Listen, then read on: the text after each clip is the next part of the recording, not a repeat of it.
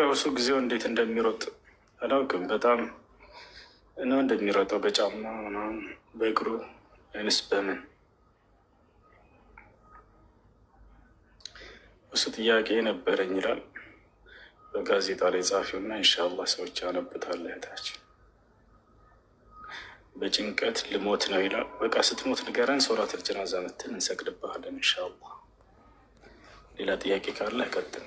ሞተህም ራሱ መጠየቅ ትችላለህ። አብሽር።